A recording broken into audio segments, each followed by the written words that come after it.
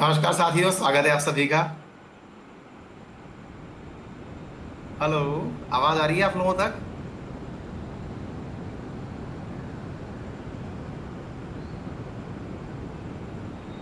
ठीक है। एसएससी के लिए तो मेरे नोट्स पर्याप्त है बेटा, है ना, जो मैं पढ़ा रहा हूँ। करण पूछ रहे हैं कि बुक्स की क्या जरूरत है। देखो बेटा, मैं केवल ये कह रहा हूँ कि बुक्स की जरूरत आपको केवल इसलिए नहीं होती है कि मैंने जो पढ़ा दिया। बुक्स हमारे लिए हमेशा पढ़नी होती है। देखिए, मैं आपसे सबसे निवेदन करूंगा, जितने भी मेरे प्यारे विद्यार्थी हैं उन सबसे निवेदन करूंगा कि बुक्स पढ़ने की आदत जरूर डालिए, चाहे मैं कितना ही अच्छा पढ़ा दूं, है ना। हाँ भाई प्रकाश भाई, मैंने नाम लिया आपका। मेरा केवल अच्छा, प्लस क्लास का भी टेस्ट लिया कीजिए। अजय गहलोत, ठीक है बेटा, अपन है ना प्लस वालों का भी टेस्ट लेंगे, डोंट वरी। ठीक है बेटा, मैं प्लस का भी टेस्ट ले लूंगा। अब मैं क्या बहुत सारे बातें हाँ तो कर जाता हूँ, मैं उन चीजों को लिख भी लूंगा, है ना। पक्षी की ऑनलाइन, यार मेरे पास तो किसी बच्चे ने अभी तक भेजी नहीं। अमन कह रहे हैं कि एसएससी मत छोड़ना। नहीं भैया, नहीं छोड़ूंगा। मैं कैसे छोड़ सकता हूँ यार, आप गजब बात कर रहे हो। एसएससी बिल्कुल नहीं छोड़ूंगा। इवन मैं एसएससी पर आगे चल के और ज्यादा फोकस करने वाला हूँ। अभी क्या है, थोड़ा सा मेरा दिमाग खुद का बटा हुआ है दो तीन चीजों में, आप चिंता मत करिए। कि दो तीन चीजें मैं, मेरा एक तो खुद का पर्सनल काम चल रहा है कि मतलब मेरा इंटरव्यू कॉल हो रखा है, तो मैं उस इंटरव्यू की थोड़ा थोड़ा तैयारी कर रहा हूँ। दूसरा फिर क्या है, यूपीएससी की हम तैयारी कर रहे हैं, क्योंकि यूपीएससी में बहुत जोर शोर से हमें उतरना है, इस चक्कर में बेटा। अदरवाइज तो आप 1% चिंता मत करिए, एसएससी का तो आपको टॉप रैंक दिलाना ही है ना। मैं किसी को भी ये नहीं कह रहा एसएससी वाले को कि मैं साथ छोड़ रहा हूँ। भैया एसएससी का तो आपको रैंक बनाना ही है। और किसी से भी एसएससी वाले से ये नहीं कह रहा कि उनको यूपीएससी लेना कंपलसरी है, किसी को कुछ नहीं करना। आपका प्लान है तो लीजिए। दो बातें आपको अच्छे से समझनी है मेरे प्यारे साथियों। आपका प्लान करे तो करना, अदरवाइज तो मैं यहाँ पे तो पूरी जी जान से हूँ भाई। आप ही हैं मेरे सबसे सगे तो, क्योंकि यूपीएससी में तो अभी एंट्री होगी हमारी, असली तो आप हैं। ठीक है ना। तो आप लोग 1% भी मतलब चिंता ना करें। और कमेंट्स मेरे पास 1000 से ऊपर आ गए हैं, लेकिन मैं फिर भी कुछ कमेंट्स पढ़ने का प्रयास कर रहा हूँ। इवन मैं शुरुआती के 10 मिनट आपसे ही बात कर रहा हूँ, रुक जाइए अभी। एसएससी जेई के लिए पढ़ सकते हैं, हाँ बिल्कुल बेटा, ये पढ़ सकते हैं आप। राजस्थान करंट अफेयर्स बेटा, मैं पेपर कोई भी आ जाने तो मैं शुरू कर दूंगा, मैं फ्री में पढ़ा दूंगा, ठीक है ना। राजस्थान वाले परेशान ना हो, कोई भी एग्जाम की डेट आ जाने दो, जैसे ही डेट आएगी मैं एग्जाम का वो शुरू कर दूंगा आपका, ठीक है। करंट अफेयर फ्री में पढ़ा दूंगा, डन।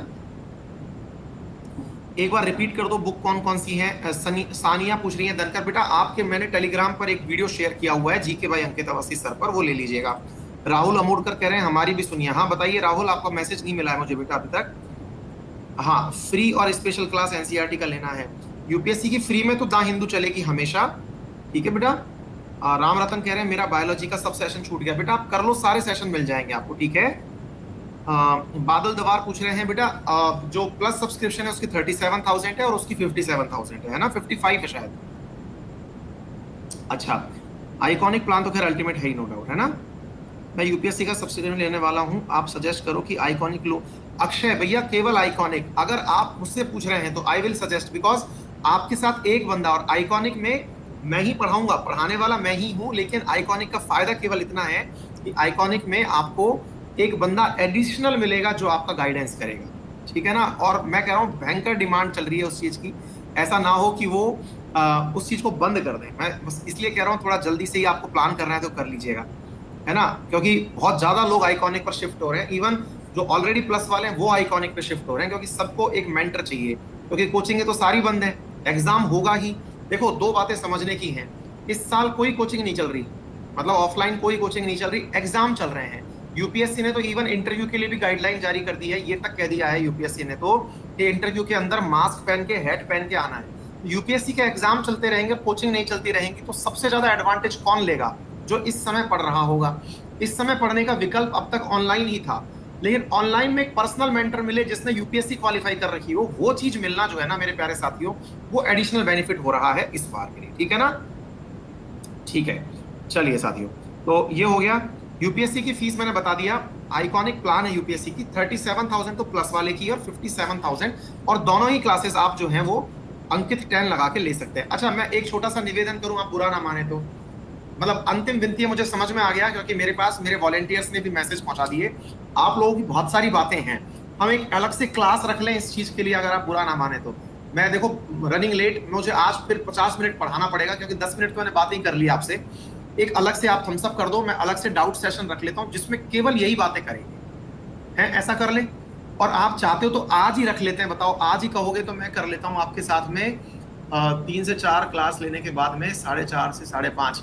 मैं एक काम करता हूँ 4:30 से 5:30 ओके हो तो बता दो, मैं उस समय आपके लिए डाउट सेशन ही रख लेता हूँ, जिसमें आप मुझसे सवाल ही पूछ लेना, है ना, यही सारी बातें पूछ लेना, है ना। अभी पढ़ा लेने दो यार, क्योंकि फिर पढ़ने वाले बच्चे जो बैठे हुए हैं उनका समय खराब होगा, है ना। प्लीज बता दो, मैं एक बार के लिए पोल करा रहा हूं, जो भी जिन बच्चों को मुझसे बहुत सारे सवाल पूछने हैं मैं एक पोल करा रहा हूं, क्या मैं 4:30 से 5:30 टाइम रख लूं, मैं आपके तुरंत जाते ही क्लास का टाइमिंग सेशन अलाउ कर दूंगा, बताइए, जिसमें कि आपके यही सवाल जो आइकॉनिक वाइकॉनिक जितने भी डाउट है ना, ये सारे सवाल ले लूंगा, जिनके अभी क्लियर हो जाएंगे ठीक है, बाद में जिनको समय की समस्या है उनके लिए एक अलग से और बैच रख लूंगा, कर लेते हैं, है ना। मैं एक काम करता हूँ यूपीएससी वाले सेक्शन में आपके लिए आज 4:30 से 5:30 बजे मैं अभी लिख ही लेता हूँ, अदरवाइज मैं फिर भूल जाऊंगा। अभी तुरंत आपके तुरंत बाद एक क्लास अनाउंस कर दूंगा, टेलीग्राम पर लिंक शेयर कर दूंगा, वो केवल डाउट सेशन होगा, कैसे ले सब्सक्रिप्शन वाला, है ना। डन है, चलो अब पढ़ते हैं प्लीज, अब प्लीज पढ़ते हैं, है ना, आ जाइए। और इवन अगर आप चाहते हैं तो मैं एसएससी वालों के लिए भी, जो एसएससी के भी डाउट है ना, उसके लिए भी एक अलग से क्लास रख लूंगा, आप परेशान मत रहिए बस, ठीक है ना। माना कि मैं आपके साथ समझ सकता हूं कि सबको मुझसे बहुत सारी बातें करनी है, मैं एसएससी के लिए भी डाउट सेशन अलग से और रख लूंगा, हालांकि इसमें होता है हमारे पास, लेकिन उसके अलावा भी डाउट सेशन रख लूंगा, ठीक है बेटा, तो प्लीज परेशान मत होइए बस आप, ठीक है। चलो अब आगे चलते हैं, तो फंडामेंटल राइट पढ़ते हैं। अब शिद्दत से बैठिए, आप सबसे निवेदन है, और हालांकि आप इतने प्यारे हो ना कि आप लोगों की जो ये बातें भर भर के इतनी सी देर हुई है, मैं आपको बता नहीं सकता, 2000 कमेंट थे मेरे पास होल्ड में, है ना, इतनी सारी बातें आपने लिख के भेजी। अब आप सब शांत हो जाइए और मस्ती से पढ़िए, बहुत प्यारा प्यारा नॉलेज पढ़ने वाले हैं, आप सबको बहुत सारा प्यार, आप शांति से बैठिए, तसल्ली से कमेंट रोक दीजिए, शिद्दत से पढ़ाई करिए, 40 मिनट एकदम कमर टिका के बैठ जाओ, मस्ती से आनंद लो, ज्ञान चलना शुरू होता है, ठीक है बेटा। चलो तो भैया बात कर रहे हैं हम फंडामेंटल राइट, सभी लोग प्लीज कमेंट रोक दें आप, है ना, मैं आपके कमेंट अब नहीं पढ़ूंगा। फंडामेंटल राइट क्या है, हमने कल पूरी कहानी सुना दी, फंडामेंटल राइट क्या होते हैं, क्यों होते हैं, सारा इतिहास समझा दिया था, पूरा पूरा मूल भाव समझा दिया था। जो भी बच्चे आज नए जुड़े हैं प्लीज मेरा कल वाला एटलीस्ट वो सेशन देख ले, ताकि उनको फंडामेंटल राइट का जो मूल भाव है वो समझ में आ जाएगा, है ना बेटा। अच्छा, कल मैंने आर्टिकल 12 और आर्टिकल 13 भी समझा दिया था। आर्टिकल 12 में मैंने आपको स्टेट की डेफिनेशन दी थी, और आर्टिकल 13 में मेरे प्यारे साथियों मैंने आपको बताया था कि जुडिशियल रिव्यू जो है उसका अधिकार किस प्रकार से प्राप्त होता है ना, तो उसके बारे में भी मेरे प्यारे साथियों मैंने कल आपसे साथ में बात की थी। डन हो गया, इसमें तो कोई दिक्कत नहीं है, हम सब कर दो इस बात को लेकर के कि जी सर जुडिशियल रिव्यू तक आपने बात कर ली थी, है ना बेटा। चलिए, और जिसको भी थोड़ा बहुत भी समय निकले मैं उनसे कहना चाहूंगा, अगर आपको फिर भी समझने में कोई दिक्कत आ रही हो तो आप एक बार उस वीडियो को वापस देख लेना। देखो भाई, आप थोड़ा सा ट्रस्ट कर लो मेरे ऊपर, अब तक मैंने जो बातें बोली हैं वो पूरी की हैं, अगर इस आधार पर भी ट्रस्ट कर सकते हो तो मैं आगे भी आपको यही विश्वास दिलाऊंगा कि आपकी जितनी भी एक्सपेक्टेशंस है ना उन सबको पूरा करूंगा। आप डोंट वरी वाले मोड में रहिए। आप लोगों को अगर चाहिए, कुछ टाइटल्स ऐसे हैं जो अभी अभी छूटे हुए लग रहे हैं, जैसे कि बॉटनी वाला डिस्कशन छूट रहा है, वो टेक्सोनॉमी वाला, है ना, जूलॉजी वाला जो क्लासिफिकेशन है वो छूट रहा है, कुछ मेरे ज्योग्राफी के 2-4 छोटे मोटे टाइटल है बच्चों ने लिख के कभी भेजे थे, मैं सब करा दूंगा, लेकिन थोड़ा सा टाइम दे दो। टाइम से मतलब ये है कि ये सारे काम पैरेलली चल रहे होते हैं। देखो, मैंने प्रॉमिस किया था कि मैं बुक्स की लिस्ट दूंगा, मैंने दे दी। मैंने आपसे प्रॉमिस किया कि मैं आपका जो भी काम करवाऊंगा हर तरह से हर डिटेल में सब करवाता जा रहा हूँ, एडिशनल क्लासेस लगवा के भी करा रहा हूँ, आप परेशान मत होइए, बस थोड़ा विश्वास रखिए कि हो जाएगा, देर से सही लेकिन होगा जरूर, क्योंकि सब प्रोसेस में है बेटा, है ना। अच्छा, आर्टिकल 13 तक हम लोग चले गए थे, आगे चलते हैं। अब चलते हैं बेटा आर्टिकल नंबर, आप पहुंचते हैं 14 के पास में, जिसको आप आर्टिकल नंबर 14 के लिए कहते हैं राइट टू इक्वालिटी, है ना, समानता का अधिकार। क्या है ये समानता का अधिकार, आइए इसके बारे में चर्चा करते हैं। देखो बेटा, क्या होता है, जब भी हम बात करते हैं, कल हमने मूल अधिकार बहुत अच्छे से समझे थे, समानता आएगी कैसे। देखो, आपको याद होना चाहिए, आपको अगर प्रियम्बल याद हो तो प्रियम्बल के अंदर भी हमने एक शब्द यूज किया था जिसका नाम था जस्टिस। याद करो, हमने 3 शब्द यूज किए थे, है ना, 3 तरह से शब्द यूज किए थे प्रियम्बल में, एक था जे, एक था एल, एक था ई, एक था एफ। मैंने आपको टर्म याद करवाई हुई है। अब आपको प्रियम्बल कितनी याद है मुझे नहीं पता, लेकिन मैंने आपको टर्म याद करवाई हुई है। हाँ, आज एक काम और करेंगे, मुझे लास्ट में याद दिलवा देना, एक काम और करेंगे आप लोगों को ना, मैं वो याद करवाऊंगा आज, क्या कहते हैं उसको, आज तो हम आपको अनुसूची याद करवाएंगे, ठीक है ना, शेड्यूल याद करवा के भेजूंगा आज शाम, अभी तुरंत। इसके बाद में याद दिलवा देना शेड्यूल याद कराऊंगा, अनुसूचियां याद करवाऊंगा। कल मैंने कंटेंट अपलोड कर दिया था अपडेट सेक्शन में, है ना। तो अनुसूचियां याद करवाऊंगा, मुझे एंड में बता देना, करवा के जानी है, मैं पक्के से करवाऊंगा। कल मैं आप लोगों को शेड्यूल याद करके सारे वो याद करवा दूंगा पार्ट्स। परसों मैं आपको सारे इंपॉर्टेंट आर्टिकल याद करवा दूंगा। डन। अब थोड़ी सी स्माइल कर दो यार, ऐसे क्या नाराजगी करके बैठे हो, है ना। ये सारी चीजें याद करेंगे। अब देखो बेटा, प्रियम्बल के अंदर हमने 4 टर्म पढ़े थे। कौन कौन से हमने पढ़ा था? SSDR, है ना। Socialistic, sovereign, secular, democratic, Republic. ये 5 टर्म थे। जस्टिस, लिबर्टी, इक्वलिटी और फ्रेटर्निटी, है ना बेटा। अच्छा, जब हमने जस्टिस की बात की थी, न्याय की बात की थी, तो न्याय के अंदर जो शब्द लिखा हुआ था वो क्या था? हमें 3 तरह का न्याय चाहिए था बेटा। हमने प्रियम्बल के अंदर ही बोल दिया था कि हमें जस्टिस 3 प्रकार का चाहिएगा। कौन कौन सा जस्टिस चाहिएगा? ऊपर ही ऊपर लिखा देखा है, देखो। Social, economical and political. दिख गया आपको? हमको 3 प्रकार का जस्टिस चाहिएगा। हमको सामाजिक जस्टिस चाहिए, हमको इकोनॉमिक जस्टिस चाहिए और हमको पॉलिटिकल जस्टिस चाहिए, है ना। और जस्टिस का मतलब क्या होता है? जस्टिस का मतलब ये नहीं होता कि समाज की कहीं अदालत बैठेगी, वहां पर आपको चुनाव जीतना है या फिर केस जीतना है। इस जस्टिस का ये मतलब कतई नहीं होता, है ना बेटा। अच्छा, सोशल, इकोनॉमिकल और पॉलिटिकल। अब सवाल बनता है, सामाजिक न्याय की स्थापना कैसे होगी? सामाजिक न्याय की स्थापना होगी इस समानता के अधिकार से। तो मेरे प्यारे साथियों, प्रियम्बल में जो हमने बातें की थी, वो प्रियम्बल की बातें स्थापित कैसे होंगी? सामाजिक न्याय कैसे आएगा? मेरे प्यारे साथियों, आर्टिकल 14 से आएगा। कैसे? मैं आपको बताता हूं। न्याय का मतलब होता क्या है? न्याय का मतलब मैंने कल भी आपको बताया था, एक लाइन समझ लेना। जस्टिस का लेमैन लैंग्वेज में अगर आंसर पूछा जाए तो वो ये है, आपके किसी भी कानून से, आपके किसी भी आदेश से, आपके किसी भी ऑर्डिनेंस से, किसी एक्ट से, किसी बिल से कोई भी व्यक्ति जो गुनहगार नहीं है, या कोई भी व्यक्ति जो रो के अंत में खड़ा है, जिसे अंत्योदय के भावना के तहत माना जाता है, उसका नुकसान नहीं होना चाहिए। मतलब यह है कि कोई भी व्यक्ति प्रताड़ित ना हो, बाकी कोई गुनहगार छूट जाए, हमको कोई दिक्कत नहीं है, लेकिन बेगुनाह को सजा ना मिले। कल भी मैंने आपको यही वाली बात बताई है ना बेटा। सामाजिक न्याय की स्थापना करने के लिए आर्टिकल 14 क्या कहता है, एक बार पढ़ के देते हैं। जो समानता की बात करता है ना। समानता की जब हम बात करते हैं, हालांकि इक्वलिटी के अंदर भी आप यही सारी शब्द यूज करते हैं, लेकिन इक्वलिटी यहां पर अलग तरह से दी गई है। देखिए, यहां पर जो सवाल शब्द लिखा गया, equality of status and opportunity. ये स्टेटस एंड अपॉर्चुनिटी वाला जो इक्वलिटी वाला शब्द है ना, JLEF के अंदर, इसकी स्थापना भी इसी चीज से होती है, समानता के अधिकार से। लेकिन जस्टिस पहले चाहिएगा। जस्टिस कैसे चाहिए? तो अब देखते हैं आर्टिकल 14 क्या कहता है। आर्टिकल 14 कहता है, कानून के समक्ष समानता होनी चाहिए। कानून के समक्ष समानता से मतलब क्या हुआ? बोले, मान लीजिएगा आपकी संविधान सभा ने हमारे लिए कानून बना दिए। क्या कानून बना दिए? कि भाई चोरी करने की इतनी सजा है ना, कोई फ्रॉड करने की इतनी सजा है, कोई गलत मतलब कोई मर्डर किया तो उसकी इतनी सजा है, कोई दुष्कृत्य कर दिया तो इसकी इतनी सजा है। हर किसी की सजा लिखी हुई है। अब जब हर किसी की सजा लिखी हुई है, तो उस सजा का मतलब ये ना हो कि आपके किसी पद से या किसी पूर्व धारणा से आपको कानून किसी अन्य नजरिए से देखे कि नहीं नहीं, आप तो बड़े घराने से आते हैं, आपको सजा नहीं दी जाएगी, ऐसा ना हो। यानी कि आप लोगों को ये मालूम होना चाहिए कि जब हम बात करते हैं इक्वलिटी बिफोर लॉ की, तो इक्वलिटी बिफोर लॉ का मतलब क्या है, ये भी हमको पता होना चाहिए। तो अब मैं आपको इक्वलिटी बिफोर लॉ के अंदर एक बहुत अल्टीमेट बात बताने जा रहा हूं। क्या है मेरे प्यारे साथियों? आपको ना इसके अंदर कुछ और बातें पता होनी चाहिए। 1 मिनट के लिए मैं आपको बताता हूं। 1 मिनट।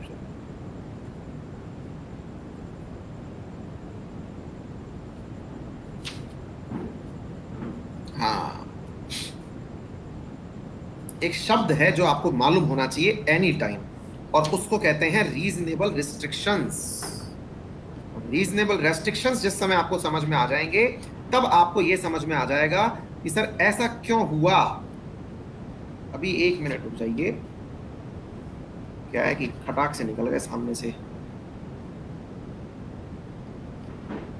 QR रीजनेबल रेस्ट्रिक्शंस, ठीक है।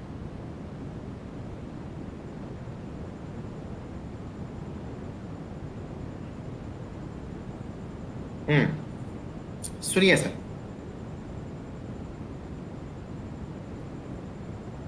एक मिनट और हो जाइए प्लीज।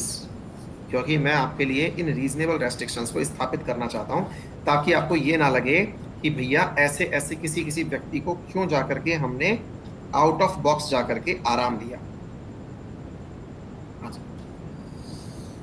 चलिए सर, क्या कहता है, ध्यान से सुनिए। The represent the idea of equality which states that the state shall not deny to any person equality before law, number 8, or the equal protection of laws within the territory of India। दो बातें हैं। पहला, कानून सबके लिए समान होगा, ये तो सबको मालूम होना चाहिए, यानी कि इक्वालिटी बिफोर लॉ, यानी कि दो बातें हैं आपको यहां पर समझनी होंगी। यानी कानून के सामने सब समान हैं। इसका मतलब तो हुआ कोर्ट के सामने चाहे सलमान खान आए, चाहे शेरा आए, चाहे कोई सफाई कर्मचारी आए, इक्वलिटी बिफोर लॉ, कानून के सामने सब बराबर हैं। नंबर 1, यानी कि कहीं ऐसा नहीं होगा कि कोर्ट वाले जो हैं सलमान खान के आने पर जज साहब जाकर के उससे मिल रहे हैं, ऑटोग्राफ ले रहे हैं। नहीं, जज की जो गद्दी है वो वहीं रहेगी, उसके सामने उसको खड़ा होना पड़ेगा। ये है इक्वलिटी बिफोर लॉ, सरल रूप से समझिए। दूसरा, equal protection of laws within the territory of, मतलब कानून भी सबके लिए समान रहेंगे, यानी कानून के सामने सब समान, और जो सामने हैं उनके लिए कानून भी समान। यानी कि पहले तो लोगों में कोई अंतर नहीं है और लोगों के लिए कानून में कोई अंतर नहीं है। दोनों बातें ऊपर नीचे से समझ के चलिएगा। मतलब ये हुआ कि कानून के अंदर किसी भी प्रकार से किसी प्रकार का कोई अंतर नहीं किया जाएगा। लेकिन अब सवाल बनता है रीजनेबल रेस्ट्रिक्शंस का। क्या होते हैं रीजनेबल रेस्ट्रिक्शंस, ये बात मैं आपको समझाना चाहूंगा। क्या होता है मेरे प्यारे साथियों कि जब हम ये बोलते हैं कि भारत का राष्ट्रपति, भारत का गवर्नर, इनके ऊपर आपको प्रतिरक्षा प्राप्त है, प्रतिरक्षा प्राप्त है, इसका मतलब क्या हुआ, इनको आप पद पर रहते हुए किसी केस के लिए गिरफ्तार नहीं कर सकते। मतलब ये हुआ कि आपने ही तो अभी थोड़ी देर पहले ये कहा था कि सभी लोग कानून के सामने समान हैं, अभी आप थोड़ी देर में बदल क्यों गए सर? तो भाई सवाल का आंसर निकल के आया कि बदल इसलिए गए क्योंकि मेरे प्यारे साथियों, अगर कानून के अंदर कहीं ना कहीं कोई बात कही गई है तो ऐसी स्थिति में कानून के अंदर कुछ प्रावधान ऐसे भी किए जाएंगे जिससे कि देश की गरिमा को बचाया जा सके। अब सोच के देखो, किसी राज्य के गवर्नर को आप गिरफ्तार करके ले आए तो असल में लोगों के सामने जो मैसेज गया वो मैसेज क्या चल के चला गया कि यह व्यक्ति जो है जिसको गिरफ्तार किया जा रहा है, यह व्यक्ति देश की गरिमा के साथ में उल्लंघन कर रहा है, देश की गरिमा का उल्लंघन कर रहा है। इसका मतलब क्या हुआ, अगर मान लीजिए किसी देश का राष्ट्रपति गिरफ्तार हो गया तो वो देश के लिए एक बेइज्जती की बात होगी। इसलिए कुछ रीजनेबल रेस्ट्रिक्शंस की बातें हर आर्टिकल के अंदर की गई हैं। तो मैं आप लोगों को वो हर आर्टिकल यहां पर पढ़ के सुना रहा हूं। ये है मेरे प्यारे साथियों आपके सामने पेज नंबर, आपके सामने 27 पर मैं पहुंचता हूं और यहां पर आपके लिए लिखा आता है मेरे प्यारे साथियों रीजनेबल रेस्ट्रिक्शंस, जो ये कहता है कि यदि किसी व्यक्ति को आपने किसी तरीके से कोई भी लाभ देना सोचा तो उस लाभ को आप रोक सकते हैं, ये समझ करके कि ये भारत के कानून के खिलाफ नहीं है। आप इसको ये मत समझिएगा कि हमने इसको लाभ दे दिया तो इसका ये लाभ अनुचित उठा सकता है। ये देखिए, कोई भी मूल अधिकार जब बनाया गया था तो उसी समय उसके साथ साथ कुछ प्रतिबंध भी लगाए गए थे। उन प्रतिबंध के अंदर लिखा हुआ है a limited power of exemption from the noise rules granted by the central government in exercise of statutory power is not unreasonable. फिर से समझिए, अगर केंद्र सरकार चाहे तो इनके अंदर कुछ एग्जेम्पशंस दे सकती है, केंद्र सरकार चाहे तो इनके अंदर कुछ एग्जेम्पशंस दे सकती है, ये कहते हुए कि हाँ हमारे लिए इनको एक्सरसाइज करना, इस कार्य को करना गलत नहीं है, तर्क संगत है। मतलब होता क्या है कि जब मैं आपके सामने आर्टिकल 19 पर पहुंचूंगा ना, तब तक होगा ये कि आप लोगों को लगने लगेगा, बहुत सारे सवाल दिमाग में आ जाएंगे, सर हम फिर कश्मीर क्यों नहीं जाते, सर फिर हमको उस इनर लाइन परमिट के माध्यम से मना क्यों किया गया है, हम कश्मीर में जाके बस नहीं सकते थे, अभी भी जाके नहीं बस पा रहे हैं, हमको नागरिकता क्यों नहीं मिल रही है। ये समान बातें जो आपके मन में चलती है ना, कि सर फिर एक बात बताओ, पुलिस लोगों को धारा 144 पे क्यों उठा ले जाती है? धारा जब संघ बनाने का अधिकार हमारे पास है ऑलरेडी, तो सर फिर एक बात बताइएगा, जब हमारे पास में यूनियन बनाने का अधिकार है तो फिर धारा 144 क्यों लगाई जाती है हमारे ऊपर? कि धारा 144 लगा दी, कह दिया गया कि आप 5 लोग एक साथ इकट्ठे नहीं हो सकते, ये तो मेरे मूल अधिकारों का उल्लंघन है, मुझे ले जाना चाहिए सुप्रीम कोर्ट। तो भाई साहब उसका आंसर ये है, आपको ले जाना तो चाहिए supreme court, but the point is कि उसके अंदर एक पॉइंट लिखा हुआ है जो आपको कभी पढ़ाया नहीं जाता, वो है रीजनेबल रेस्ट्रिक्शंस। यानी कि अगर केंद्र चाहे, अगर राज्य चाहे, अगर स्टेट चाहे, तो आपके मूल अधिकारों को चलाते समय कुछ कारणबद्ध तरीके से उनके ऊपर प्रतिबंध लगाए जा सकते हैं। क्या आपको मेरी ये बात समझ में आ रही है? पहले थम्स अप करिए, हालांकि बहुत सारे लोगों के ऊपर से चीजें निकल रही होंगी, लेकिन एक बार समझने का प्रयास तो करिए, धीरे धीरे आ जाएंगी, लोड मत लीजिए, चिंता 1% मत करिए, 2-4 बार सुनोगे, मैं तो बोलता ही रहता हूं, वैसे भी मैं इतना चिल्लाता रहता हूं, समझ लोगे आप, चिंता मत करो। आर्टिकल 14 क्या के बाद क्या कहता है? आर्टिकल 15 पर चलते हैं। आर्टिकल 15 कहता है non discrimination on ground of religion, race, caste, sex, place of birth. अब क्या हुआ?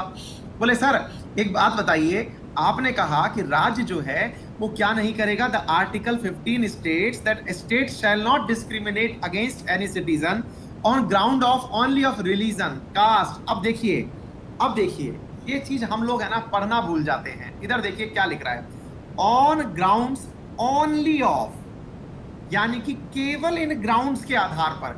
ग्राउंड्स बहुत सारे हो सकते हैं, लेकिन अब यहीं से जरूरत पड़ती है वकीलों की, इसलिए जो बहुत सारे हमारे कानूनविद हैं जिन्होंने भारत के कानून का अध्ययन किया, वो कहते हैं कि भारत का जो संविधान लिखा गया है ना, वो असल में वकीलों के लिए लिखा गया है, वकीलों के लिए लिखा गया संविधान है, क्योंकि ये शब्दों पर खेलता है, ये केवल और केवल शब्दों पर खेलता है, ये लोगों के लिए नहीं है। अब क्यों है ये वाली बात भी तो मैं आपको पढ़ाऊंगा मेरे प्यारे साथियों, कि राज्य सरकार, देखिए अब ये जो भाषा यहाँ लिखी हुई है ना, देखो मैंने यहाँ अंडरलाइन की हुई है, अगर आपको विश्वास है तो मैं पढ़ के सुना देता हूं। यहां पर देखो आपको एंड में दिखाई दे जाएगा ओनली, दिखाई दे रहा है?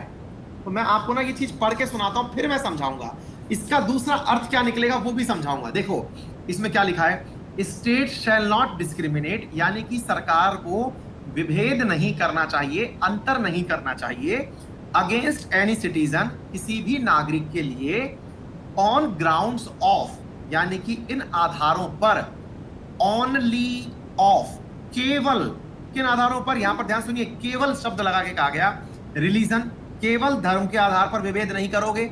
मतलब आप ये नहीं कह सकते कि आप हिंदू हो आप इसलिए अंदर नहीं जा सकते, आप मुसलमान हो इसलिए अंदर नहीं जा सकते। अब इतनी बात मैं कहूंगा तुरंत आपका दिमाग सन्न हो जाएगा, सर सर सर आपने 2-4 दिन पहले पद्मनाभन टेम्पल पढ़ाया था, पद्मनाभन टेम्पल के अंदर उसमें कोर कमेटी बनाई गई है, उस कोर कमेटी के अंदर सर ये वाली लाइन कही गई है कि किसी व्यक्ति को आप क्यों अंदर नहीं जाने दे रहे, मतलब उसकी जो मेन काउंसिल बनाई गई है उसमें साफ लिखा है कि कोई भी मुस्लिम इसके अंदर सदस्य नहीं होगा। भाई साहब तुरंत सुनते ही आपका दिमाग सन्न, तो सर ये बात तो गलत कह दिया आपने, ऑलरेडी ऐसा हो रहा है। फिर आप लोग जब कहते हैं दूसरी तरफ, अब दूसरी तरफ सुनिए, रिलीजन लिखी बात, इसमें रिलीजन के बाद आता है मेरे प्यारे साथियों रेस। रेस बोले तो नस्ल, जैसे अपन कहते हैं ना कि भाई अफ्रीकी नस्ल, अफ्रीकी मूल का व्यक्ति है ये इंडियन मूल का व्यक्ति है, अंग्रेज है ये, इस आधार पर आपने ये कह दिया अंग्रेजों का आना मना है। फिर आपने कह दिया कास्ट के आधार पर कि अपर कास्ट का आना मना है कि लोअर कास्ट का आना मना है। लिंग के आधार पर कि आप महिलाएं हैं इसलिए नहीं आ सकती, आप पुरुष हैं इसलिए नहीं आ सकते। अब भाई साहब इस बात को सुनते भी आपका दिमाग एकदम दही हो गया, सर क्या बात कर रहे हो, आपको मालूम नहीं है क्या अपने सबरीमाला के अंदर सर मतलब ऐसे ऐसे होता है कि वहां पर महिलाओं का प्रवेश वर्जित किया हुआ है। हमने कहा अच्छा सर आपको मालूम नहीं है क्या, अपनी वो जो क्या बोलते हैं मुंबई के अंदर मजार है, क्या नाम है उसका, मैं कल तक तो याद था, नाम भूल गया यार उसका, मुंबई की जो मजार है ना उसका नाम क्या है, अरे बताओ ना यार क्या है उसका नाम, हाजी अली दरगाह। हाँ बोले उस हाजी अली दरगाह के अंदर बोले सर आपको पता नहीं है महिलाओं का प्रवेश वर्जित है। मैंने कहा भाई पता सब है, यही कारण है कि इसी ग्राउंड के ऊपर, अभी रोकिए, आपको मालूम सब है लेकिन आपको यह भी मालूम होना चाहिए कि आर्टिकल 15 के कारण ही सबरीमाला केस सुप्रीम कोर्ट में गया हुआ है। मेरे प्यारे साथियों यह भी पता होना चाहिए कि आर्टिकल 15 के कारण ही हाजी अली दरगाह वाला जो मुद्दा है ये सुप्रीम कोर्ट गया हुआ है। भाई सुप्रीम कोर्ट आफ्टर ऑल आप गए कैसे? अरे बाबा बात समझिए, कुछ समझ रहे हैं कि नहीं? आर्टिकल 15 के आधार पर ही तो आप कोर्ट केस करने पहुंचे कि मुझको मूल अधिकार मिला हुआ है, फिर इन मंदिर वालों ने मुझे अंदर क्यों नहीं जाने दिया। क्या आपको मेरी बात समझ में आ रही है? अरे थम्स अप करो यार। बात समझ में आ रही है? मेरा मूल अधिकार है कि मैं जाऊंगा, तो जो जो पार्टी यहां पर मूल अधिकार, अब सोच के देखो, मतलब कितना ही आप जब इन चीजों को ढंग से पढ़ लोगे ना, तो स्थिति ये हो जाएगी कि आप लॉ करने भागोगे। मन में आया यार लॉ पढ़ ही लेते हैं, क्योंकि बढ़िया बढ़िया बातें हो रही हैं इसके अंदर। कैसे? बोले सर बढ़िया बातें इसलिए हो रही हैं क्योंकि सर अल्टीमेटली इन बातों से एक क्रक्स निकल के आता है। क्या निकल के आता है? कि अल्टीमेटली अगर आप एक तरफ ये कहते हो कि आर्टिकल 15 अलाउ कर रहा है कि किसी आधार पर राज्य डिस्क्रिमिनेट नहीं करेगा, तो सर एक बार आर्टिकल 29 पढ़िए ना सर। थोड़ा सा आर्टिकल आगे चलते हैं। धार्मिक स्वतंत्रता का, धर्म की स्वतंत्रता का जो अधिकार है, इधर देखिए मेरे एक मिनट रुकिए। सांस्कृतिक शैक्षणिक अल्पसंख्यकों के लिए शिक्षण, सॉरी, ये धर्म की स्वतंत्रता 25 से लेके 28 के बीच में पढ़िए सर। सर एक बात बताइए, आपके ही मूल अधिकारों में एक जगह ये लिखा हुआ है freedom to manage religious affairs. Sir article 26 तो आपका ये कहता है, और सर आप ही ने कहा है ये भी मूल अधिकार है। सर ये भी मूल अधिकार है जो ये कहता है कि फ्रीडम टू मैनेज है रिलीजियस अफेयर्स की, यानी कि कोई भी किसी रिलीजन को कैसे मैनेज करेगा, इसकी उसके लिए उसके पास आजादी है। एक तरफ तो आपका आर्टिकल 26 कहता है कि उसकी आजादी है, और दूसरी तरफ सर आपका जो आर्टिकल 15 है ये कहता है कि धर्म के आधार पर राज्य जो है वो डिस्क्रिमिनेट नहीं करेगा। तो सर एक बात बताइए कि राज्य डिस्क्रिमिनेट नहीं करेगा रिलीजन के आधार पर, और एक तरफ कह रहे हो कि फ्रीडम अफेयर्स करने की आजादी है, तो फिर आप कैसे टांग लगा रहे हो सर? मतलब लोगों ने, मेरे प्यारे साथियों इनको ही लड़ा दिया। किसको लड़ा दिया? ये किसको लड़ा दिया मेरे प्यारे साथियों? मूल अधिकारों को ही आपस में लड़ा दिया। बोलो ये बात समझ में आई कि नहीं आई? अरे मूल अधिकारों को ही आपस में लड़ा दिया। इसी को लड़ा के लोग पहुंच गए सुप्रीम कोर्ट कि लो अब सिद्ध करो। सुप्रीम कोर्ट से कहा कि तुम बनते हो, आप संविधान के वो बनते हो ठेकेदार, कि हाँ भैया हम संविधान के ठेकेदार हैं, हमको सारा ज्ञान है, तो ज्ञान है तो ज्ञान दो। तो भाई साहब जब संविधान के ज्ञाताओं को इस आधार पर जमा, मतलब वो कर दिया गया, मतलब धार्मिक ठेकेदारों को इस आधार पर मेरे प्यारे साथियों लटका दिया गया, तो भाई सुप्रीम कोर्ट खुद परेशान हो गई कि करूं तो करूं क्या। एक तरफ आप ये कह रहे हो, ये असल में भारत के अंदर सुप्रीम कोर्ट में जितने भी बड़े बड़े संवैधानिक पीठ बैठी हुई है ना, उन सब के अंदर सबसे बड़ी भसड़ी यहां से फैलती है। फिर पता है क्या होता है, जब इन मुद्दों पे आप फंसने लगते हो, फिर प्रियम्बल को पढ़ते हो कि प्रियम्बल की मूल भाव क्या था। प्रियम्बल का मूल भाव मतलब असल में देश कैसा बनाना चाहते थे, ये सुप्रीम कोर्ट के जज बैठ करके पढ़ते हैं फिर, कि भाई संविधान निर्माता जब संविधान बनाना चाहते थे तो उनका मेन मकसद क्या था, कि वो कैसा देश बनाना चाहते हैं, उस कैसे देश को बनाना चाहते हैं, इसके लिए जो उनके मन का भाव था, उसको मेरे प्यारे साथियों उस समय की डिबेट के माध्यम से पढ़ा और समझा जाता है। बड़ी बड़ी कमेटियां बैठती हैं जो उस मूल भाव को समझती हैं, जिसको केशवानंद भारती केस के अंदर मूल ढांचा कहा गया। बोलो कुछ बात याद आ रही हो तो कुछ रिलेट करते चलिए।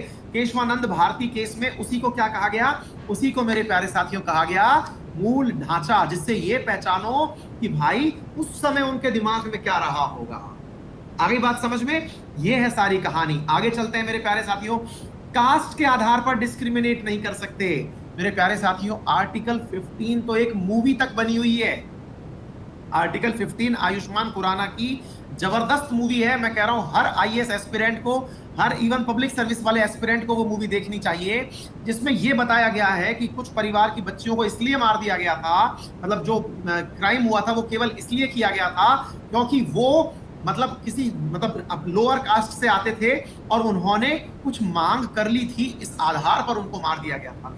यानी कि आर्टिकल 15 कास्ट के आधार पर अगर कोई कुछ भी डिस्क्रिमिनेट कर रहा है तो उसके लिए खड़ा हो जाता है आर्टिकल 15। मेरे प्यारे साथियों, लिंग के आधार पर, इसी आधार पर, प्लेस ऑफ बर्थ के आधार पर, कि आप दक्षिण भारत के हो तो आपको अलाउ नहीं किया जाएगा। आप लोग कई बार देखते होंगे ना बहुत सारे केस, जैसे मान लीजिए कि अभी हरियाणा सरकार ने एक परमिशन दी थी। क्या परमिशन दी थी? कि हरियाणा के लोगों को ही हम रिजर्वेशन दे रहे हैं, इतना % लोग यहाँ पर आकर के नौकरी कर सकता है। याद है कुछ 75% के आसपास, कुछ 70-75% का है ना। तो मेरे प्यारे साथियों, लोग उसके खिलाफ भी जाएंगे, डेफिनेटली जाना तय है। क्यों? क्योंकि मेरे प्यारे साथियों, असल में उनके खिलाफ जाना इसलिए तय है क्योंकि अगर हम नहीं गए तो ये हमारे मूल अधिकारों का हनन होगा। क्या आपको ये बात समझ में आ गई? तो मेरे प्यारे साथियों, यहां पर एक बात आपको ये पता होनी चाहिए कि ये वाली जो चीजें हैं, जहां से कुछ बातें निकल के आती है, मैं आपको मतलब ये इससे आपको ये आइडिया हो जाना चाहिए कि आप इनके खिलाफ केस कर सकते हो। लोग इन्हीं के खिलाफ केस करने के लिए कोर्ट में जाते हैं, ठीक है ना। चलिए अब एक बात और मैं आपको बताता हूं मेरे प्यारे साथियों। दो बातें होती हैं। क्या होती हैं कि अक्सर आपको जब केस करने जाना होगा, अब मान लीजिएगा आपको केस करना है, किस पर केस करोगे? कल को मान लो कि मैं आपसे ये कह रहा हूं, आप मंदिर जाना चाह रहे थे, सबरीमाला मंदिर जाना चाह रहे थे। अब ध्यान से सुनना, एक बहुत अल्टीमेट चीज सिखाने जा रहा हूं, उसके बाद तो आपको एकदम मतलब परम शांति की प्राप्ति हो जाएगी, आपको मजा आ जाएगा। क्या है मैं प्यारे साथियों, वो मैं आपको बता रहा हूं कि मान लीजिएगा कि आपको ना केस करना है किस बात पर कि सर मुझको ना मंदिर में नहीं घुसने दिया जा रहा। तो भाई आपको अगर मंदिर में नहीं घुसना दिया जा रहा, हाँ भाई आर्टिकल 15 मूवी है एक, यहाँ पर अलग ही चैट चल रही है, चैटिंग बंद करो, नहीं तो देखो मेरे पास भी है ना। अरे आर्टिकल सब याद कराऊंगा, लोड ही मत लो, पढ़ा लेने दो, मैं सारे आर्टिकल याद कराऊंगा, एक बेफिक्र हो जाओ, सब याद करवा दूंगा, ठीक है। हाँ भाई, बोले सर अगर मान लो कि मुझको मंदिर में नहीं घुसने दिया गया, बोले हाँ, आप किसके खिलाफ केस करोगे? कौन गुनहगार है आपका? आपका मंदिर प्रशासन गुनहगार है, आपको मंदिर में नहीं घुसने दिया गया, या फिर केंद्र सरकार, या फिर राज्य, या फिर जो प्रशासन है वो गुनहगार है ना? बड़ा सवाल मेरे प्यारे साथियों। इसका गुनहगार मेरे प्यारे साथियों बनता है भारत की सरकार बनती है। गुनहगार क्यों बनता है मेरे प्यारे साथियों, यहां पर समझिएगा, मैं आपको बता रहा हूं, इसको मैं आपके सामने पढ़ के बताता हूं, इधर सुनिएगा। यहां पर आर्टिकल 15(1) कहता है, ध्यान से सुनिएगा मेरे प्यारे साथियों, क्या कहता है आर्टिकल 15(1) कि state shall not discriminate against. बोले क्यों? आपकी प्रेजेंस में ऐसा क्यों हुआ कि कोई मंदिर किसी को अंदर एंट्री नहीं करने दे रहा है? आप कई बार नहीं सुनते हैं Golaknath versus state of Punjab, Keshavananda Bharati versus state of Kerala, याद कर लेना, कुछ वर्सेस स्टेट सुनते हो आप, है ना। वो वर्सेस स्टेट कैसे आ गया? क्योंकि अल्टीमेटली केस कोई का भी हो, सरकार के विरुद्ध कार्य माना जाता है वो, यानी कि आपको वो जो प्रोटेक्शन दिया जाता है ना, वो सरकार के विरुद्ध दिया जाता है। सरकार ने फिर क्या किया? आपने तो सरकार चुनी थी, सरकार ने क्या किया? ये सारी चीजें। तो आर्टिकल 15(1) कहता है, 15 का क्लॉज 1 कहता है, ये क्या कहता है? The state shall not discriminate against any citizen on ground only of religion, race, caste, sex, place, birth of any of them. Number 2 कहता है, no citizen shall on ground of only of religion, race, sex, caste, place of birth or any of them be subjected to any disability, liability, restriction on condition with the regard to access to shop, public restaurant, hotel and place of public entertainment, the use of well, tank, bathing ghat, road, place of public resort maintained wholly or partially out of the state fund or dedicated to use of general public। ऐसी जगह पर कोई भी किसी को discriminate नहीं कर सकता। अब देखिए ध्यान से, आपको यदि ये दिख रहा हो तो आर्टिकल 15 का भाग 2 मैंने लिखा हुआ है, the citizen shall on ground only of religion, race, caste, sex, place of birth, इनके आधार पर access to shop, public restaurant, hotel, place of, A वाला पॉइंट पढ़िए, बी वाला पढ़िए, the use of well, tank, bathing ghat, road, place of public place maintained wholly or partially by the state fund is dedicated in the use of general public। कहने का मतलब ये है कि ना तो सरकार ऐसा करेगी, ना सरकार ऐसा किसी को करने देगी। ध्यान से सुनना, ना तो सरकार ऐसा कुछ करेगी और ना सरकार ऐसा किसी को करने देगी। तो कहने का मतलब ये हुआ कि मूल अधिकार आपको प्रोटेक्शन देते हैं, किसके खिलाफ देते हैं? राज्य के विरुद्ध तो प्रोटेक्शन देते हैं, लेकिन कुछ मूल अधिकार ऐसे हैं जो लोगों के विरुद्ध भी आपको अधिकार देते हैं, यानी कि उनका केस आप लोगों के विरुद्ध भी कर सकते हैं। दोबारा सुनिए, मैं आपको एक बहुत बढ़िया बात बता रहा हूं कि मूल अधिकारों का अगर हनन हुआ, आप मूल अधिकारों के हनन में केंद्र सरकार के खिलाफ, राज्य सरकार के खिलाफ, इवन स्टेट के खिलाफ, स्टेट का मतलब जो आर्टिकल 12 में लिखा हुआ है उसके खिलाफ केस कर सकते हैं, डन है। लेकिन कुछ मूल अधिकार ऐसे भी हैं जिनमें आप इंसानों के विरुद्ध भी, मान लीजिए कि मुकेश वर्सेस सुरेश भी हो सकता है, यानी कि दो पार्टियों का आपस का केस भी हो सकता है, लोगों के विरुद्ध भी हो सकता है। वो कौन सा केस है मेरे प्यारे साथियों? तो आर्टिकल 15 का भाग 2, ये जो मैंने अभी हाल आपके सामने बांचा, दोबारा सुनिएगा, आर्टिकल 15 का भाग 2 जो दिख रहा है आपको, आर्टिकल 15 का भाग 2 नंबर 2, मेरे प्यारे साथियों आर्टिकल 17 जो कि अनटचेबिलिटी के अंत की बात करता है, आर्टिकल 23, आर्टिकल 23 धार्मिक स्वतंत्रता की बात करता है, आर्टिकल 24 धार्मिक स्वतंत्रता की बात करता है। मेरे प्यारे साथियों इन आर्टिकल्स के लिए आर्टिकल 23 और 24 जो है यहाँ पर, सॉरी 23-24 धार्मिक स्वतंत्रता की शोषण के विरुद्ध जो बात करता है, शोषण के खिलाफ अधिकार की जो बात करता है, इन आर्टिकल्स के खिलाफ आप लोगों के विरुद्ध भी केस कर सकते हो। यानी कि केवल स्टेट के विरुद्ध ही नहीं, बल्कि आप मेरे प्यारे साथियों व्यक्तियों के विरुद्ध भी, यानी लोगों के खिलाफ भी आपको प्रोटेक्शन उपलब्ध करवाता है। ये चीज आपको मालूम होना चाहिए। एक और मैं आपको यहां पर पॉइंट बता रहा हूं, ये याद कर लेना, बहुत इंपॉर्टेंट है। यानी कि ये पर्सन के विरुद्ध हो सकता है, नंबर एक। और एक बहुत इंपॉर्टेंट आर्टिकल जो याद रखना है, जो केवल और केवल भारत के नागरिकों के लिए प्राप्त है, जो only for the citizen of India हैं, उनका नंबर कौन कौन सा है ये याद कर लेना मेरे प्यारे साथियों।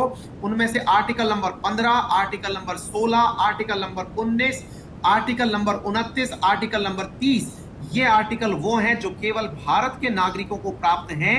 इसके अलावा जो आर्टिकल हैं वो विदेशी नागरिकों के लिए भी उपलब्ध हैं। यानी इनके अतिरिक्त जो मेरे प्यारे साथियों आर्टिकल हैं वो विदेशी नागरिकों को भी प्राप्त हो सकते हैं। लेकिन अगर बात की जाए भारत के आर्टिकल्स, भारत के नागरिकों को कौन से प्राप्त हैं, तो 15, 16, 19, 29 और 30 ये केवल भारत के नागरिक होने के ऊपर ही आपको प्राप्त होंगे। अगर आप इंडिया के सिटीजन नहीं हैं और आप इंडिया आते हैं, आपको इंडियन सरकार ये कह करके इंडिया में कहीं घुसने की इजाजत नहीं देती कि विदेशियों का आना यहां मना है, तो आप इसके खिलाफ सुप्रीम कोर्ट नहीं जा सकते, आप आर्टिकल 32 नहीं जा सकते।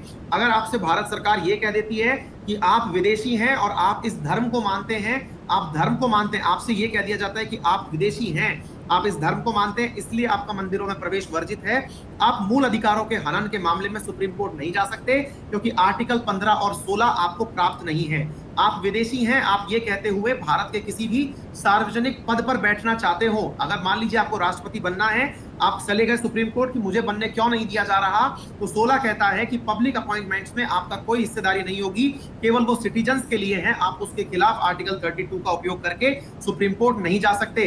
आप विदेशी हैं, आपने ये कह दिया कि मुझे अपने लिए धार्मिक अफेयर्स चलाने हैं, मैं अपनी स्कूल चलाना चाहता हूं, भारत सरकार अगर चाहे तो आपको रोक सकती है, क्योंकि आर्टिकल 29 कहता है कि अल्पसंख्यकों के हितों का संरक्षण इसलिए नहीं किया जाएगा कि आप विदेशी हैं, मुझे मेरा संरक्षण किया जाए, मुझे स्कूल स्थापित करने दी जाए, क्योंकि मैं यहाँ बढ़िया स्कूल चलाऊंगा, यहाँ पर उस स्कूल का एडमिनिस्ट्रेशन करूंगा, क्रिश्चियन स्कूल मतलब मिशनरी स्कूल बनाऊंगा और मैं उसका मालिक रहूंगा। आप अगर ऐसा करते हैं तो भारत सरकार या सुप्रीम कोर्ट आपके मूल अधिकारों का संरक्षण करने के लिए बाध्य नहीं है। यानी 15, 16, 19, 29, 30। और हाँ, एक बात और बता दूं, आप यहाँ आए और आपने आकर के भारत के खिलाफ कुछ भी बोलना, अनाप शनाप शुरू कर दिया, तो जो सबसे प्रमुख अधिकार है आपके अभिव्यक्ति का अधिकार, वो तो कतई नहीं है आपको। आप आए और आकर के आप मुंह उठाए और कहा कि इंडिया के अंदर ये जो हो रहा है ये सब गलत है, इंडिया के अंदर यों हुआ और यों हुआ, अगर ऐसा हुआ तो नाप दिए जाओगे। आपको मूल अधिकार नहीं है कि बकवास करो। आप यहाँ आकर के आप आकर के ये कहने लग जाओ कि इंडिया इज बकवास, इंडिया इज बर्बाद, ये सब अलाउड यहाँ पर नहीं है। क्या आपको मेरी बात याद आ गई? क्या आपको मेरी बात याद आ गई, समझ में आ गई?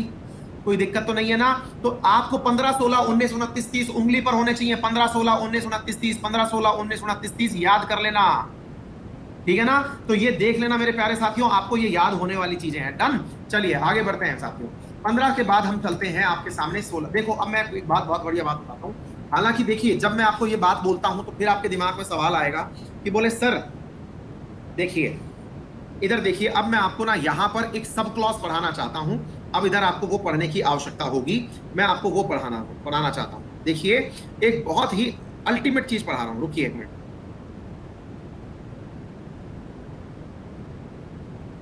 एक मिनट, है ना? इन सब क्लॉज के अंदर ही कुछ अच्छी अच्छी बातें और कह दी जाती हैं। देखो, अब आर्टिकल 15 का भाग 1 और 15 का भाग 2, ये दोनों के अंदर बढ़िया बढ़िया बातें कह दी गई, ठीक है। लेकिन आप आगे चलो, आर्टिकल 15 के भाग में 3 में क्या लिखा हुआ है, पढ़ना। एक बार मैं पढ़ के सुना रहा हूं। Nothing in this article shall prevent the state from making any special provision for woman and children.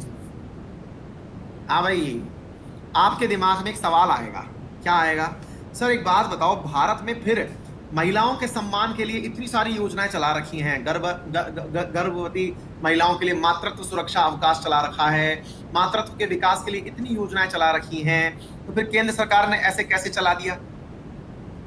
फिर मैंने कहा भाई आपके लिए चलाएं क्या, आप बन जाओ, माँ बन जाओ, आप आपके लिए चला देंगे। मतलब ये है कि सरकार अगर चाह रही है, मजाक हटाइए, लेकिन पॉइंट ये है कि अल्टीमेटली ये मातृत्व के लिए अगर कोई व्यवस्था करना चाहे, यानी कि वुमेन्स के लिए अगर सरकार कोई व्यवस्था करना चाहे, बच्चों के लिए, अब जैसे बच्चों के लिए पोषण अभियान चलाया हुआ है आंगनबाड़ी केंद्रों में। बोले सर मैं भी आंगनबाड़ी केंद्र जाऊंगा, मैं भी मक्का का वो दलिया फूंक के आऊंगा। मैंने कहा भैया अलाउ नहीं है, नाप दिए जाओगे तो पकड़ के पीटे जाओगे वहां पर। बोले मतलब क्या हो गया? बोले सर हमको अलाउ क्यों नहीं है, हम क्या सिटीजन नहीं है क्या, हमको डिस्क्रिमिनेट क्यों किया जा रहा है, हम बड़े हो गए तो कुछ हो गया क्या? अरे मैंने कहा ढक्कन महाराज आप बच्चे नहीं हो। तो बोले सर इसका मतलब क्या हुआ? मैंने कहा बच्चे हो गए तो अलाउ होगा। बोले कैसे? मैंने कहा आपका आर्टिकल 15 का भाग 3 कह चुका है स्पष्ट रूप से इस बात को। क्या कह चुका है? पढ़ के सुना रहा हूं। नथिंग इन दिस आर्टिकल, इस आर्टिकल के अंदर कोई भी, क्या कह रहा है ये वाली बात सुन लीजिएगा, nothing in this article shall prevent the state from making any special provision for women and children, यानी राज्य को कोई भी कार्य करने के लिए नहीं रोका जाएगा। बोले अच्छा, फिर इसके अंदर सब क्लॉज भी डाल दिए गए साथियों। वो क्या है अब ध्यान से सुनिएगा। अब इसके अंदर एक सब क्लॉज डाला गया पार्ट 4 के अंदर, ध्यान से देखिए पार्ट 4 और पार्ट 5। पार्ट 4 और पार्ट 5 क्या कहता है वो सुनिएगा, मैं आपको वो बताता हूं। ये कहता है नथिंग इन दिस आर्टिकल और इन क्लॉज 2, क्लॉज 2 जो मैंने अभी बात के सुनाया था जिसमें कहा था ना कुएं पे जाके पानी लेने जाओगे तो अलाउड है आपको जाना। Nothing in clause 2 of article 29 shall prevent the state from making any special provision for the advancement of any socially and educationally backward classes of citizens or the scheduled caste and the scheduled tribes। अब ये क्या मतलब हुआ? बोले sir इसका मतलब ये हुआ, आप एक तरफ तो ये कह रहे थे, मैं केवल इस आर्टिकल को इसलिए समझा रहा हूं, अरे पढ़ना नहीं पड़ेगा। कई विद्यार्थी तो देखिए मेरे हिसाब से ना बहुत ज्यादा दुखी हो गए इस बात को, ओ माय गॉड इतना पढ़ना पड़ेगा क्या? पढ़ना नहीं, मैं आपके अंदर एक बार बेसिक समझ डाल दे रहा हूं जिससे आपको ये समझ में आ जाए कि भाई इसका मतलब मूल अधिकार का मतलब ये नहीं है जो केवल आपने पढ़ा, ये इतना मूल अधिकार नहीं है। कई बार क्या होता है आप में से कंफ्यूजन रह जाता है, पढ़ तो लिए, जैसे आज तक होता आया आपके साथ में, आप साइंस से पढ़कर 12वीं पास कर लिए, ग्रेजुएशन कर लिए, लेकिन बहुत सारे बच्चों को ये नहीं पता होता कि ये जो बोतल अथवा ग्लास होते हैं इनके बाहर पानी कैसे आ जाता है। आप पूछ लेना किसी भी साइंस पढ़े हुए बच्चे से, उसको जनरल साइंस नहीं आती, उसको ये नहीं पता ग्लास के बाहर पानी कैसे आ गया, वो परेशान ही होता रहता है यार ये हो क्या गया।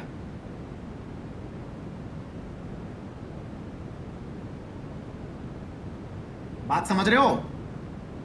उनको पता ही नहीं है, साइंस पढ़ ली लेकिन बेसिक बात नहीं पता है। ऐसे ही मान लो मैंने अधूरा ज्ञान दे दिया, मैं हर आर्टिकल को इतना डेप्थ में नहीं पढ़ाऊंगा, लेकिन जहां से मेरा अंकित परिवार जो है ये एक भारत का सभ्य नागरिक बन के निकलेगा, ऐसे तो मैं पढ़ाने लगा तो मैं तो भैया साल भर तक यही पढ़ाता रह जाऊंगा, साल भर तक ही मैं तो पॉलिटी पढ़ाता रह जाऊंगा। भैया मुझे इतना भी ज्ञान नहीं देना है, मैं केवल मूल अधिकारों में, उन अधिकारों को जिनकी अक्सर समाज में चर्चा होती है, बच्चे जिन आधारों पर अधजल गगरी छलकत जाए जैसी हरकत करते हैं, आधा नॉलेज है और मुंह में जो आया वो बक दिया, हमारा मूल अधिकार है, हमारे मूल अधिकार के खिलाफ। अरे तो तुम्हारा मूल अधिकार पूरा पढ़ो, उसमें सब बातें लिखी हुई है मेरे भाई। वो आधा ज्ञान जो नुकसान करता है ना, उस आधे ज्ञान का इलाज करने के लिए मैं 2-4 आर्टिकल्स हैं जिन्हें डिटेल में पढ़ाऊंगा, जिनके अंदर की बात बताऊंगा, आपको याद नहीं करना है। ये समझो कि इससे आप एक अच्छा इंसान बनने वाले हो, जो मैं कराने जा रहा हूं। सुनो ध्यान से, अब फिर से सुन लो क्या कह रहा हूं मैं ये कह रहा हूं अब आर्टिकल 4, अब देखिए आपने यहां पर क्या सुना था अभी हाल, देखो अब हमने क्या कहा, लिंग के आधार पर आपका साहब डिस्क्रिमिनेशन जो है वो आर्टिकल 15(3) के अंदर लिखा हुआ आ चुका है। 15 का भाग 3 लिंग के आधार पर डिस्क्रिमिनेशन अलाउ कर चुका है। हो गई बात समझ में? अच्छा फिर सर एक बात बताइए, रिलीजन के आधार पर डिस्क्रिमिनेशन कर सकता है क्या कोई सरकार? मेरा आओ मतलब कैसे होने का, देखो पढ़ो क्या लिखा हुआ है, ध्यान से सुनिएगा। नहीं ऋषिकेश मैं इसको कुछ भी नहीं डालने वाला, गूगल कर लो, पढ़ने की ज्यादा जिज्ञासा है तो ये सब बातें है ही नहीं काम में, पेपर में ही नहीं आएंगी ये चीजें। ध्यान से सुन लेना अब क्या हो रहा है, इधर सुनिएगा। ये क्या हुआ, चौथा आर्टिकल 15 का क्लॉज 4 क्या कहता है, ध्यान से सुन लो। वो कहता है नथिंग इन इस आर्टिकल और in clause 2 of article 29 shall prevent the state, यानी कि अगर कोई भी आप काम करने जा रहे हैं, आर्टिकल 15 का भाग 2 जो है जिसमें यह लिखा हुआ है कि किसी भी मंदिर में, किसी भी इस जगह, किसी धार्मिक स्थान पर, किसी भी पानी के टैंक पर जाना अलाउड है अगर सरकार चाहे तो। अल्पसंख्यकों के लिए और एजुकेशनली बैकवर्ड जो क्लासेस हैं, making the special provisions of any socially and educationally backward class. माफी जा रहा हूं, अल्पसंख्यक इस वाले क्लॉज में नहीं है। इसमें क्या बोला गया है? इसमें बोला गया है कोई भी इकोनॉमिकली, सॉरी, एजुकेशनली और सोशली बैकवर्ड क्लास का अगर कोई व्यक्ति है और शेड्यूल कास्ट और शेड्यूल ट्राइब का कोई व्यक्ति है तो उसके लिए अलग से प्रोविजन बना सकती है। तो भैया इसको तो हमसे अलग कर दिया। अगर इसको तो हमसे अलग कर दिया तो सरकार ने ही डिस्क्रिमिनेट कर दिया। जब सरकार ने डिस्क्रिमिनेट कर दिया तो हम पढ़ क्यों रहे? सरकार का डिस्क्रिमिनेशन तो अलाउ नहीं होना चाहिए। तो आपको याद क्या रखना है? सरकार कर सकती है, मूल अधिकार में लिखा हुआ है। ऐसे ही 15 का 5 भाग कहता है, 5वें नंबर का, वो ये कहता है कि स्टेट को कोई भी ऐसा प्रोविजन बनाने से नहीं रोका जाएगा जो कि शेड्यूल कास्ट और शेड्यूल ट्राइब के विकास के लिए कार्य करता हो और उन्हें किसी प्राइवेट एजुकेशनल इंस्टीट्यूट के अंदर एडमिशन दिलाने में मदद करता हो। इवन इसी प्रकार से माइनॉरिटी एजुकेशन के अंदर भी उन्हें वो प्रवेश दिलाने के अंदर दिक्कत करता हो। तो माइनॉरिटी जो है वो 15 के भाग 5 में डाल दी गई, शेड्यूल कास्ट शेड्यूल ट्राइब 15 के भाग 4 में डाल दिए गए। तो देखो, धर्म के आधार पर डिस्क्रिमिनेशन 15-5 में कर दिया सरकार ने, 15-5 में धर्म के आधार पर डिस्क्रिमिनेशन कर दिया, जाति के आधार पर 15-4 के अंदर डिस्क्रिमिनेशन कर दिया। ये लीजिए, बच क्या गया? नस्ल। तो हमारे यहाँ तो नस्लीय बातें होती नहीं है, प्लेस ऑफ बर्थ हमारे यहाँ कोई बड़ा इशू नहीं है। कुल 5 मुद्दे थे जिनमें से 3 मुद्दे सरकार ने खुद नहीं कवर कर दिए। तो भैया जब 3 मुद्दे जब इन्होंने ही कवर कर दिए तो बचा क्या? झगड़ा। झगड़ा किसका? लोग केवल ये पढ़ के चले जाते हैं, ये झगड़ा बचा। सरकार ने डिस्क्रिमिनेट कर दिया। ऊपर लिखा ये बिल्कुल वैसे हो गया जैसे कहीं जगह लिखा आता है 99% छूट दी जा रही है। अब देख तो लिया, और नीचे स्टार मार्क लगा के लिखा होता है कंडीशन अप्लाई। तो हमारे हर आर्टिकल के नीचे कंडीशन अप्लाई लिखी हुई है भाई, ये पता होना जरूरी है।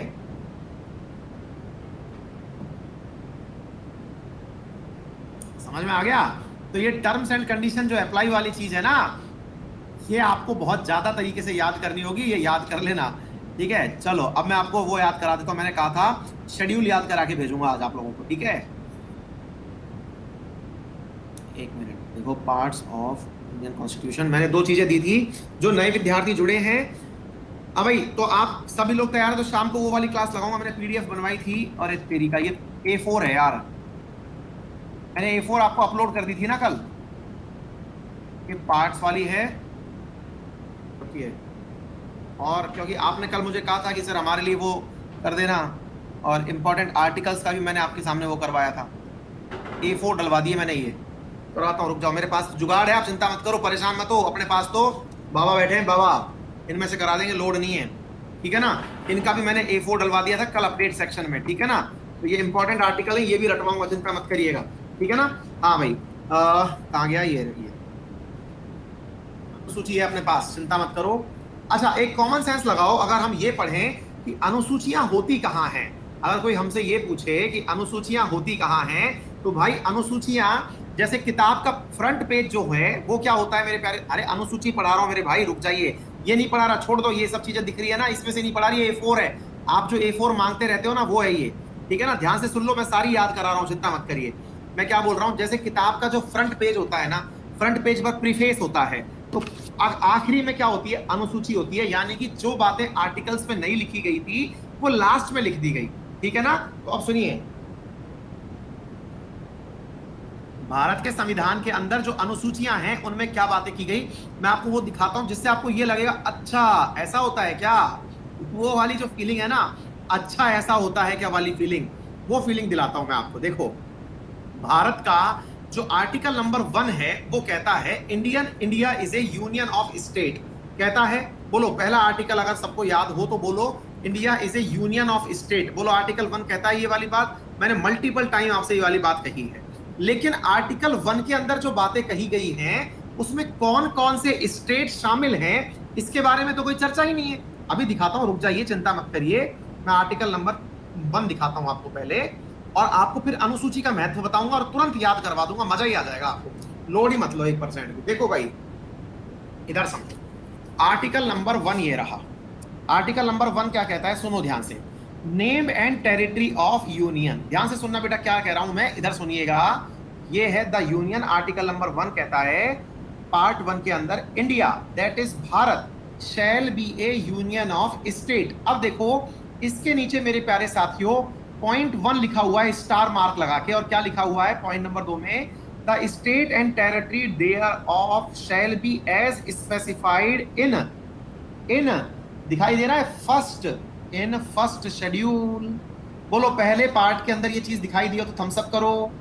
ये जो बातें हैं ये कहां लिखी हुई हैं, ये जो बातें बोली गई हैं, इंडिया दैट इज भारत, और भारत के अंदर लिखा गया है यूनियन ऑफ स्टेट, ये सब बातें लिखी हुई कहां हैं, ये लिखी हुई कहां हैं, ये लिखी हुई हैं पहले शेड्यूल में। सर पहला शेड्यूल कहां है, मैंने कहा यहां तो कहीं भी नहीं है पहला शेड्यूल। तो देखो ये पन्ने में चला और इतनी मोटी किताब को मैं पलट दिया, ये पलट दिया और पलट के मैं यहां पहुंचा। क्या लिखा हुआ है, पढ़ो बेटा पढ़ो। ये कहां गया, एक मिनट,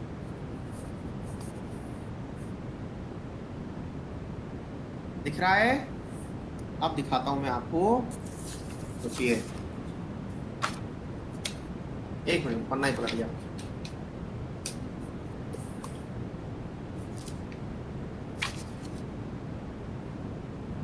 हाँ भाई, अब देखो क्या दिख रहा है, फर्स्ट शेड्यूल, थम्स अप करो अगर दिखाई दिया हो तो।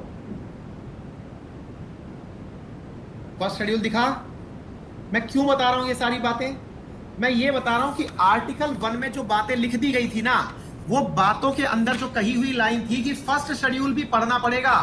आर्टिकल 1 में ये बात कह दी गई थी कि आपको फर्स्ट शेड्यूल भी पढ़ना पड़ेगा। देखो ये लिख रही लाइन, फर्स्ट शेड्यूल।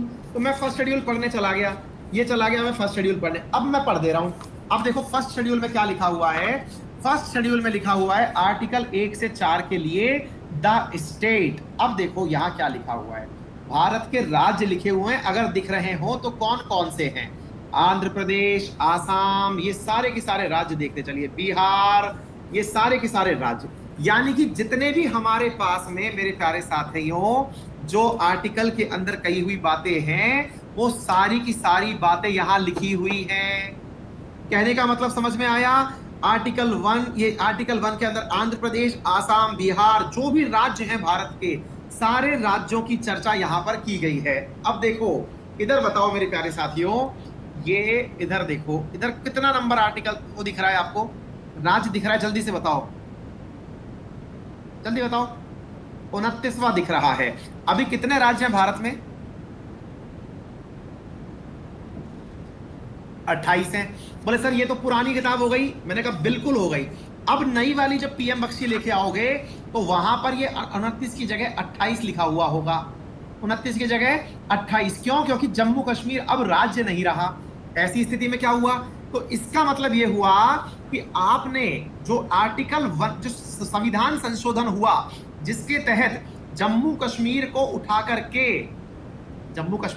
करके स्टेट से यूनियन टेरिटरी बना दिया, वो सारी बातें कहां लिखी हुई होंगी, वो मेरे प्यारे साथियों उसमें लिखा हुआ है कि अनुसूची 2 के अंदर, अनुसूची 1 के अंदर संविधान संशोधन किया जाएगा।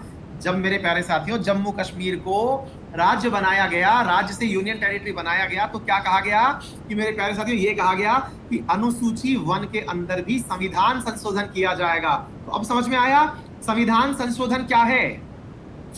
अरे पहले ये बोलो संविधान संशोधन क्या है, समझ में आया। इन आर्टिकल्स की भाषा बदल दी जाती है, अरे बोलो, इन आर्टिकल्स की भाषा बदल दी जाती है, यही संविधान संशोधन है। इस किताब में हुआ संशोधन संविधान संशोधन है, यानी इसके अंदर 28 आर्टिकल लिखे जाएंगे अनुसूची में, यह संविधान संशोधन है। क्लियर हो गया, ये है सारी कहानी, ठीक है ना। अच्छा, अब यहां के बाद में शेड्यूल में फटाफट पढ़ देता हूं आप लोगों के सामने। पहला शेड्यूल क्या कह दिया वो मैंने कह दिया आपके सामने। अब कुल मिलाकर के भारत के कितने शेड्यूल हैं, मैं आपको आज इतना सा याद करा के भेजूंगा कि भारत के अंदर कुल मिलाकर के 12 शेड्यूल हैं। क्या क्या है, क्या क्या कहानी है, आइए एक एक करके चर्चा कर लेते हैं। देखिएगा मेरे प्यारे साथ, ये 12th शेड्यूल है आपके सामने। अब मैं आपके सामने पहले खुद ही बोल के बताता चल रहा हूं, आप लोग सुनते चलिएगा, ठीक है ना। पहली बात, पहला शेड्यूल है फर्स्ट शेड्यूल। याद करना 12 शेड्यूल है। पहला शेड्यूल जिसमें क्या क्या बातें कही गई हैं, स्टेट और यूनियन टेरिटरी की बात की गई है, नंबर 1। दूसरा शेड्यूल जिसमें बात की गई है मेरे प्यारे साथियों कि जो भी चेयरमैन, डिप्टी चेयरमैन, प्रेसिडेंट, राष्ट्रपति, ये जितने भी लोग मेरे प्यारे साथियों होंगे, ये किस प्रकार से कार्य करेंगे, यानी कि इनके सारी डिटेल्स जो लिखी गई हैं वो सारी के सारी इनके अंदर चर्चा की गई है। इसके अलावा मेरे प्यारे साथियों इन लोगों के जो भी पद हैं, इनकी जानकारी है, वो शेड्यूल 2 में लिखी गई हैं। मैं आपको वो भी एक बार दिखाई देता हूं ताकि आपको ना एक बार के लिए वो अंदर से वो चीज भी निकल जाएगी। कई बच्चे कह रहे हैं कि सर हमारी दूसरी क्लास का टाइम हो गया है। कोई बात नहीं भैया, थोड़ी देर बाद चले जाना यार, बढ़िया चीज चल रही है, सीख लो। मैं कभी कभी तो मूड में आता हूँ, और जब कभी कभी मूड में आता हूँ तो पढ़ लो यार, क्योंकि मेरे को ना वो चीजें पढ़ाने में बड़ा मजा आता है जिनके अंदर कुछ कंटेंट होता है। फालतू की बातें क्या है पढ़ाने में, देखो भैया अपन को मजा नहीं आता। देखो तो इनको कितना पैसा वैसा मिलेगा ना, ये सारी बातें शेड्यूल 2 के अंदर लिखी हुई हैं। ये चला गया शेड्यूल 2, ये रहा। अब भाई सेकंड शेड्यूल कहता है provision as per the president and governor. इसमें क्या लिखा हुआ है, there shall be paid to the president, और इनकी जो तनख्वाह वगैरह है ना वो सारी इसके अंदर लिखी हुई है। देखो ध्यान से क्या लिखा हुआ है, शेड्यूल 2 इसके बारे में लिखा हुआ है कि इनको तनख्वाह मिलेगी। देखो प्रेसिडेंट के आगे तनख्वाह लिखी हुई है, 10,000 रुपए, 8500 रुपए, ये तनख्वाहें लिखी हुई हैं इनकी। ठीक है, कहने का मतलब क्या है मेरे प्यारे साथियों, इनके रिनोमरेशंस क्या होंगे। बोले इतना कम मिलता है क्या इनको, तो मेरे प्यारे साथियों अब देखो 10,000 रुपए जब संविधान बना था ना उस समय लिखा हुआ था। देखो क्या लिखा हुआ है, 10,000 रुपए दिख रहा है। अब इसके और नजदीक ले जा रहा हूं, अगर दिख जाए तो इसके ऊपर नोट डला हुआ है, ऊपर 10 लगा हुआ है, 10। अब मैं आपको 10 नंबर पे दिखाता हूं क्या लिख रहा है। देखो एक मिनट यार, क्या है कि मेरे को खुद की भी 10 नंबर पे कुछ लिख रहा है, रेज टू 1,50,000 रुपए पर मेनमेस by the president emolument and pension amendment act. भाई यानी कि इसके लिए भी संशोधन एक्ट आया था। अरे बोलो, इसके लिए भी संशोधन एक्ट आया था। क्यों? क्योंकि यहां पर संविधान के अंदर पहले से तनख्वाह मेंशन थी, जब मेंशन थी उसमें सुधार करोगे तो संविधान संशोधन आएगा। अरे बोलो भाई, ये 1.5 लाख अब 5 लाख है या जितनी भी है वो देख लेना। अरे इंटरेस्ट आ रहा है कि नहीं आ रहा, कईयों के तो ऊपर से जा रहा है, कईयों ने तो कह दिया सर हमारे तो ऊपर से जा रहा है, वो जाए तो जाए यार, ठीक है ना, अपन तो बांचेंगे। ठीक है, ऐसे ही मेरे प्यारे साथियों देखो यहां पर सबके बारे में, स्पीकर, डिप्टी स्पीकर, सब कुछ जो है ना इनके बारे में बातें लिखी हुई है। बात समझ में आ गई? चलिए, तो मेरे प्यारे साथियों यहां पर एक एक के बारे में सारी जानकारी, किसको कितना क्या मिलेगा, सारी जानकारियां लिखी हुई हैं। अब थर्ड शेड्यूल में देखो क्या कहा है। वो जो कई बार आप लोग देखते हो ना, मंत्री लोग जो शपथ लेते हैं कि मैं संविधान की शपथ लेता हूं, वो जो शपथ है ना वो शपथ लिखी हुई है।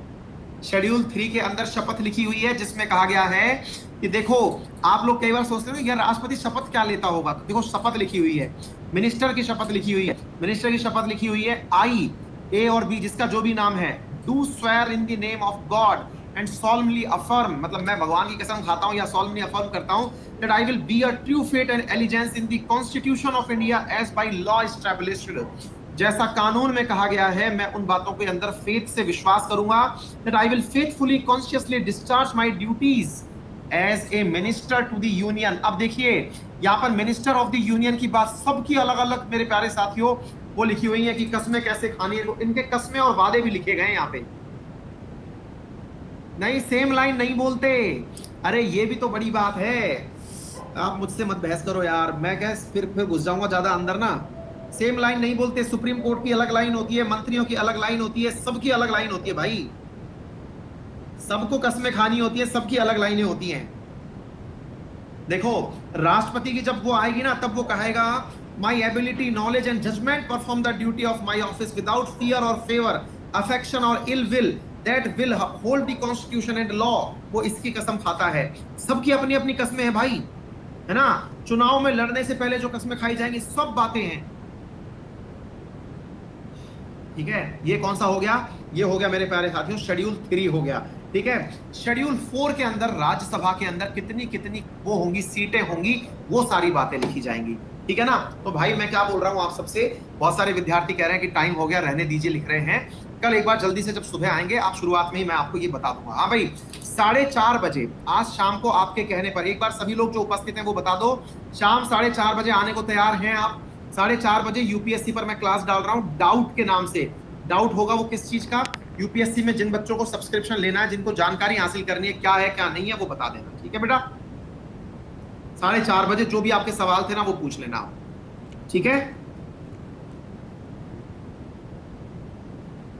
मजा आया?